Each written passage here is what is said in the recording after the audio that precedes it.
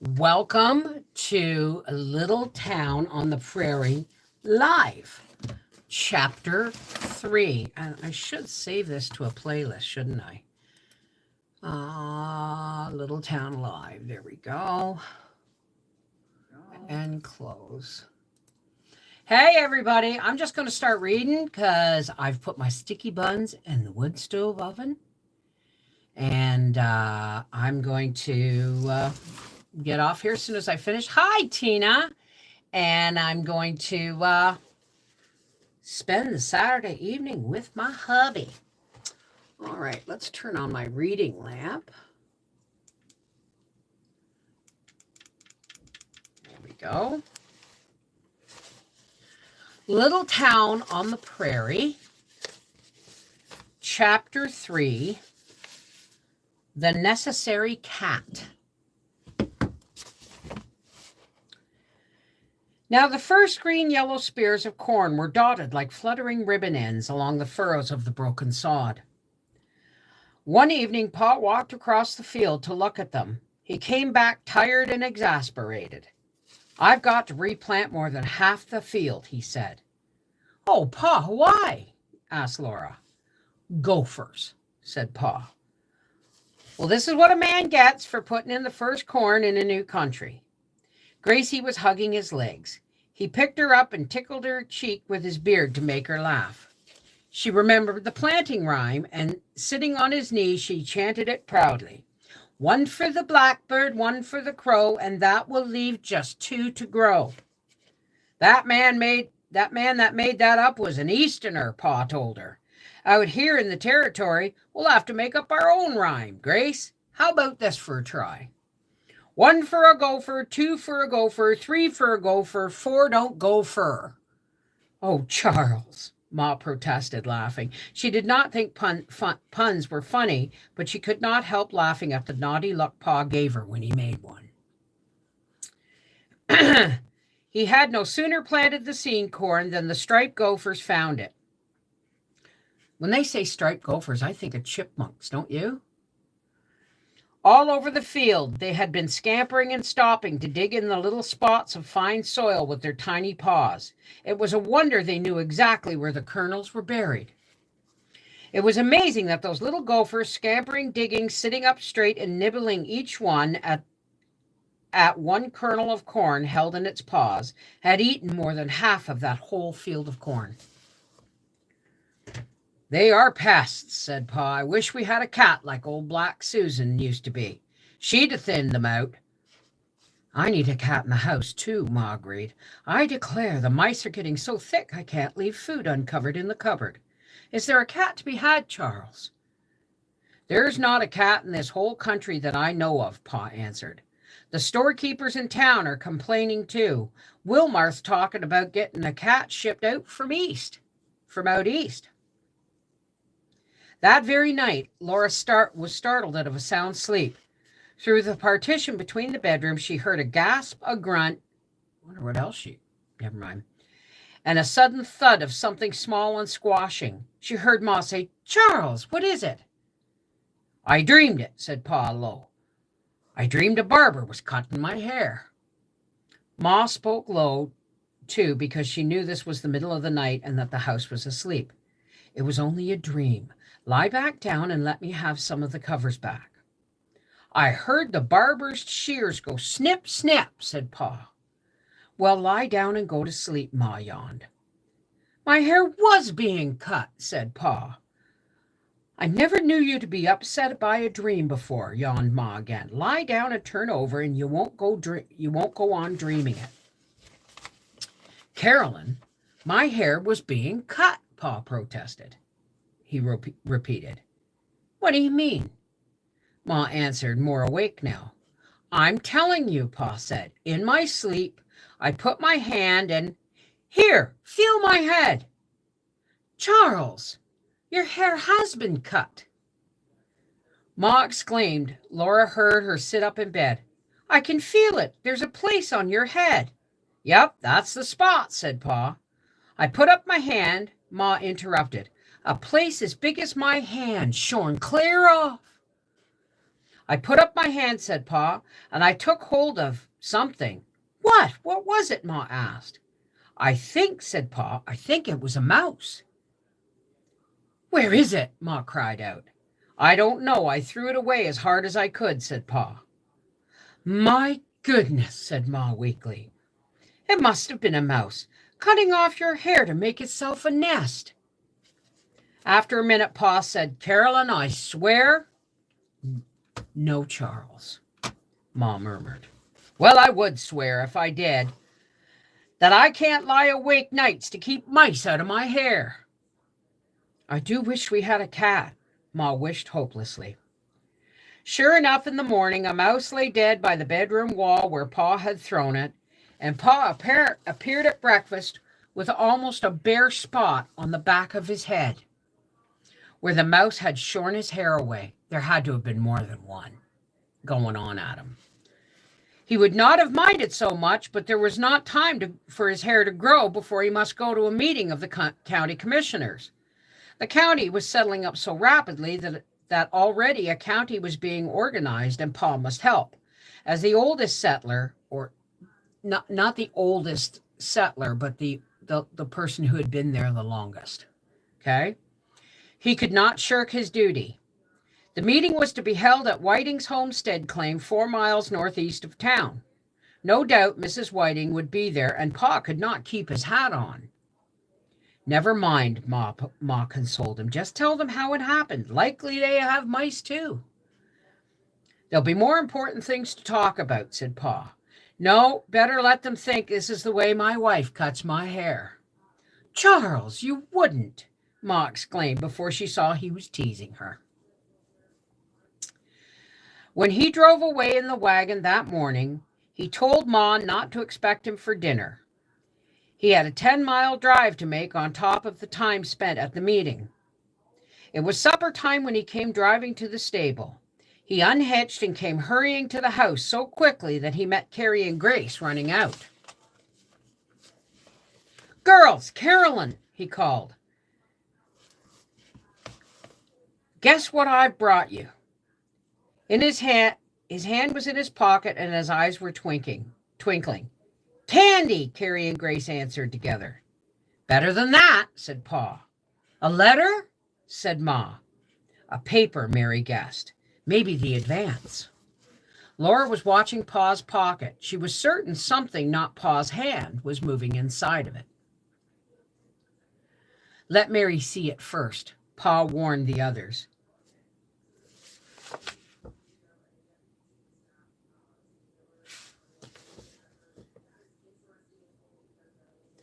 He took his hand from his pocket, and there on his palm lay a tiny blue and white kitten. He laid it carefully in Mary's hand. She stroked its soft fur with a fingertip. Gently she touched its tiny ears and its nose and its wee paws. A kitten, she said wonderingly. Such a very little kitten. Its eyes aren't open yet, Laura told her. Its baby fur is as blue as tobacco smoke. And its gray face, and its face, and its breast, and its paws, and the very tip of its tail are white. Its claws are the tiniest white wee things. They all bent over the soft, blind little kitten in Mary's hand. It opened its pink mouth in a silent mew. It's too small to take it from its mother, said Pa, but I had to take it while I had the chance before somebody else did. Whiting had the cat sent out to him from the east. She had 5 kittens, and they sold 4 of them today for 50 cents apiece. You didn't pay 50 cents for this kitten, Pa? Laura asked him wide-eyed. And you remember, 50 cents was a laborer's half-decent day's wage. Okay? Yes, I did, said Pa. Quickly, Ma said, I don't blame you, Charles. A cat in this house will be well worth it. Can we raise such a little kitten? Asked Mary anxiously. Oh, yes, Ma assured them. We will have to feed it often, wash its eyes carefully, and keep it warm. Laura, find a small box and pick out the softest, warmest scraps from the scrap bag. Laura made a snug, soft nest for the kitten in a pasteboard box, while Ma warmed some milk. They all watched while Ma took the kitten in her hand and fed it a drop of milk at a time from a teaspoon. The kitten's wee paws clutched at the spoon, and its pink mouth tried to suck, and drop by drop it sucked in all the warm milk, though some ran down its chin. Then they put it in its nest, and under Mary's warm hand it snuggled down to sleep. It has 9 lives like any cat, and it will live all right, said Ma. You'll see. Thank you for joining me for a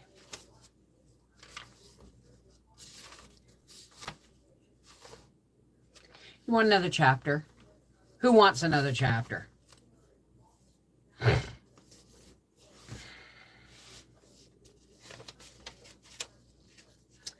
Chapter 4, Happy Days. The Happy Days. Pa said that the town was growing fast. New settlers were crowding in, hurrying to put up buildings to shelter them. One evening, Pa and Ma walked to town to help organize a church, and soon a foundation was laid for a church building. There were not carpenters enough to do all the building that was wanted, so Pa got carpenter work to do. Every morning he did the chores and walked to town, taking a lunch in a tin pail. He began working promptly at 7 o'clock, and by taking only a short nooning, he was through work at 6:30. Can you imagine working 12 hours? I know how he does it. He's gone 12 hours a day, right? And home again for a late supper, and every week he was earning $15. That was a happy time, for the garden was growing well, the corn and oats were thriving, the calf was weaned so that there was now skim milk for cottage cheese, and there was cream to make butter and buttermilk, and best of all, Pa was earning so much money. Often while Laura worked in the garden, she thought of Mary's going to college. It was nearly 2 years since they had heard that there was a college for the blind in Iowa. Every day they had thought of that, and every night they prayed that Mary might go. Now, I got to tell you, folks, the College for the Blind was free, okay? It was free, but they did have to pay for her board, her clothing, her school supplies, and all those things, plus train fare and extras, right?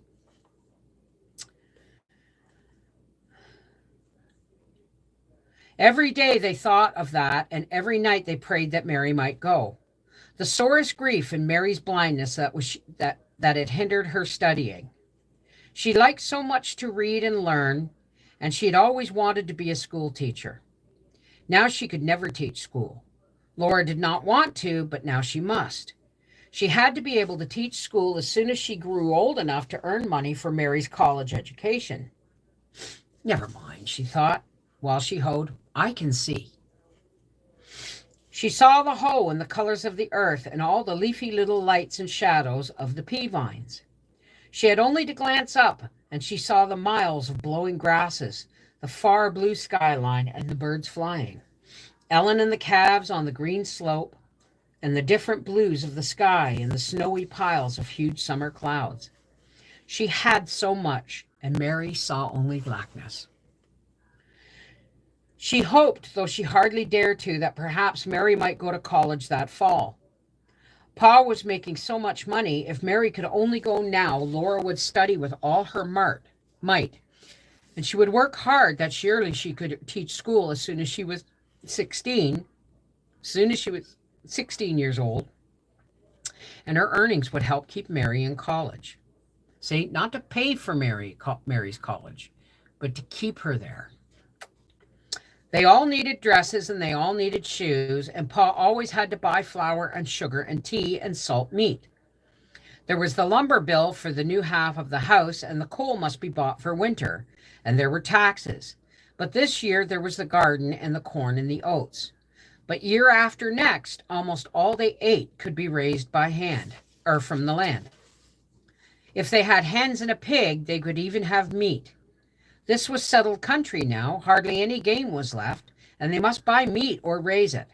Perhaps next year Pa could buy hens and a pig.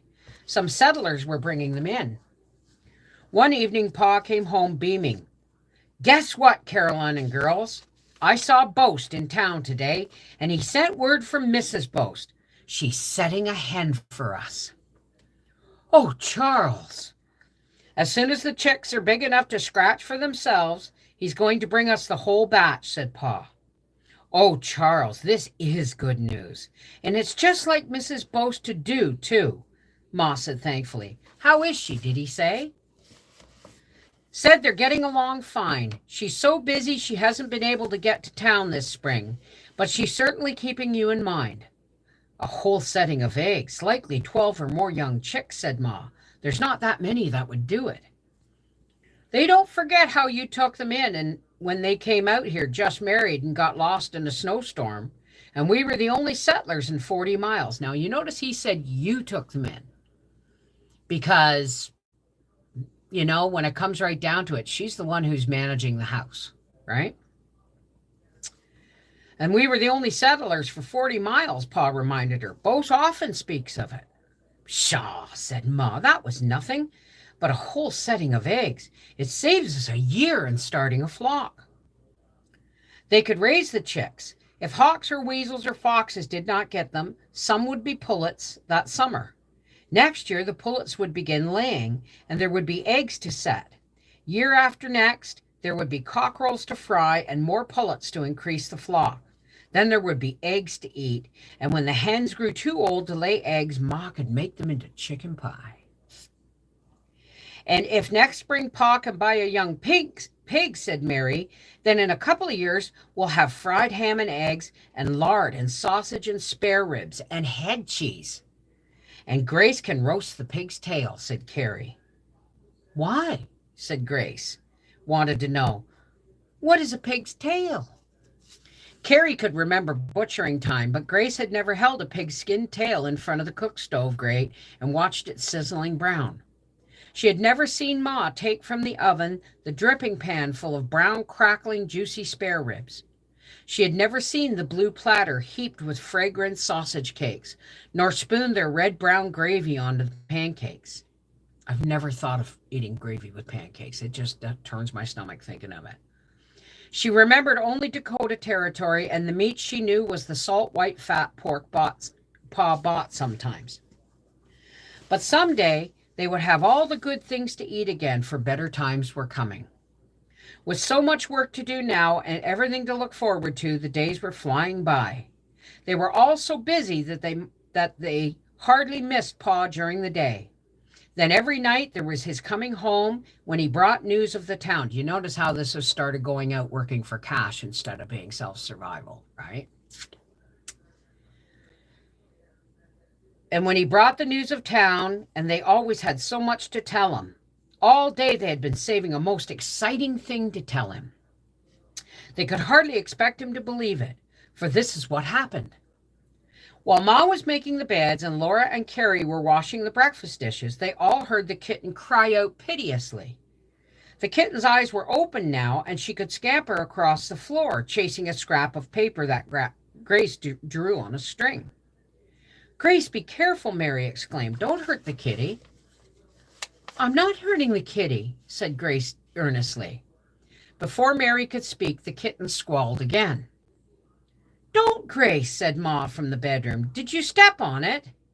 No, Ma, answered Grace.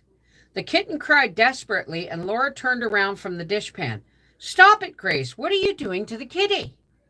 I'm not doing anything to the kitty, Grace wailed. I can't find it. The kitten was nowhere to be seen. Grace looked under the stove and behind the wood box. Grace crawled under the tablecloth to see beneath the table. Ma looked under the whatnot's bottom shelf, and Laura hunted through both bedrooms. Then the kitten squalled again, and Ma found it behind the open door. There, between the door and the wall, the kitten was holding fast to a mouse. The mouse was full-grown and strong, nearly as big as the wobbling little kitten, and it was fighting. It squirmed and bit. The kitten cried when the mouse bit her, but she would not let go.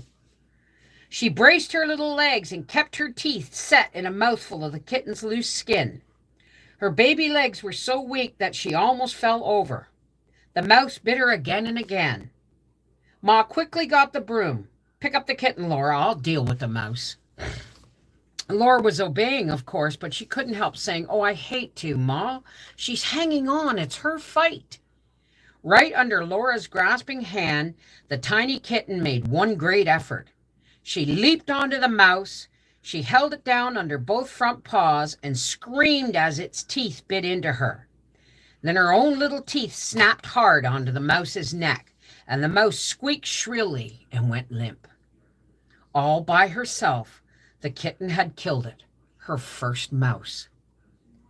"I declare," Ma said, "who ever heard of a cat and mouse fight?" The baby kitten should have had its mother to lick its wounds and purr proudly over it. Ma carefully washed the bites and fed her warmed milk. Carrie and Grace stroked her wee nose and fuzzy soft head, and under Mary's warm hand she cuddled to sleep. Grace carried the dead mouse out by its tail and threw it far away. And all the rest of that day, they often said, what a tale they had to tell Pa when he came home. They waited until he had washed and combed his hair and sat down to supper. Laura answered his question about the chores. She had watered the horses and Ellen and the calves and moved their picket pins. The nights were so pleasant now that she need not put them in the stable. They slept under the stars and woke and grazed wherever they liked and whenever they liked. Then came time to tell Pa what the kitten had done. He said he'd never heard anything like it. He looked at the little blue and white kitty walking carefully across the floor with her thin tail sticking straight up like a poker. That little kitten will be the best hunter in the country. That day was ending in perfect satisfaction. They were all together. All the work except the supper dishes was done until tomorrow, and they were all enjoying good bread and butter, fried potatoes, cottage cheese, and lettuce leaves sprinkled with vinegar and sugar. Beyond the open door and window, the prairie was dusky, but the sky was still pale, with the first stars beginning to quiver in it. The wind went by, and in the house the air stirred, pleasantly warmed by the cook stove, and scented with the prairie freshness and food and tea and cleanliness of soap, and a faint lingering smell of the new boards that made the new bedrooms. And all that satisfaction, perhaps the best part was knowing that tomorrow would be like today, the same, yet a little different from all the other days, as this one had been. But Laura did not know this until Pa asked her, "How would you like to work in town?" This is Mrs. Wolfe from Reading with Beverly Wolfe. Thank you for joining me for Chapter 3 and 4 of Little Town on the Prairie live. I love you guys. I got to go and make a quick dinner and watch TV with Papa. My day is done. Take care. God bless.